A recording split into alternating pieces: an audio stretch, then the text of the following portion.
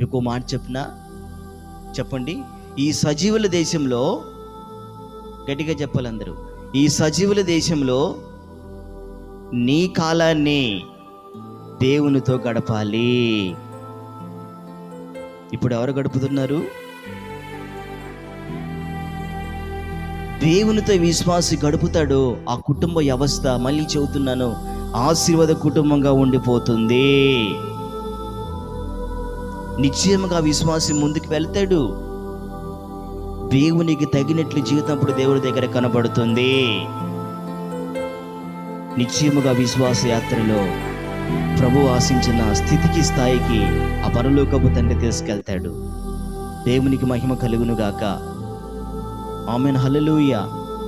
ఆ మాట చదవండి. 116వ కీర్తనలో చక్కగా దావీదు అంటాడు, నా జీవితాన్ని నా దేవుని సన్నిధిలో గడుపుతానని. 116వ కీర్తనలో భక్తుడు పలికిన మాట చాలా విలువైనది. సజీవులున్న దేశంలో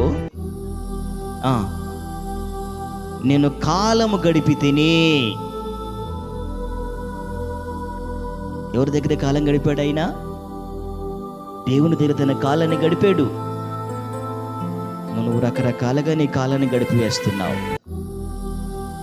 రకరకాలుగా నీ కాలం గడిచిపోతుంది. యవనస్తులైతే పాపంలో గడిపేస్తున్నారు. కొందరైతే తాగుల్లో జీవితాన్ని గడిపేస్తారు. కొందరైతే వ్యభిచారం కొరకు జీవితాన్ని గడిపేస్తారు. కొందరైతే సుఖభోగాల కొరకే జీవితాన్ని గడిపేస్తారు అని వాక్యం చెబుతుంది. ఒక మాట చెప్పినా, ఏ విశ్వాస అయితే ఈ సజీవుల దేశంలో దేవుని సన్నిధిలో నీ కాలాన్ని గడిపే మనసు నీకుంటుందో, నీ జీవిత యాత్ర అంతయు కూడా దేవుని పాదాల దగ్గరే గడుపుదువుగాక. స్తోత్రం చెప్పండి అందరూ. వెనకున్న వారు కూడా చెప్పాలి. మనం ఎక్కడ గడపాలి? దేవుని సన్నిధిలో మన కాలాన్ని గడపాలి. దేవుడు మన కాలాన్ని గడుపుతున్నప్పుడు మన ఆత్మీయ జీవితంలో మీకు జ్ఞాపకం చేస్తున్నాను, అన్ని విధాలుగా దేవుడు మనకు సహాయం చేస్తాడు. స్తోత్రం కలుగును గాక. ఆమేన్, హల్లెలూయా.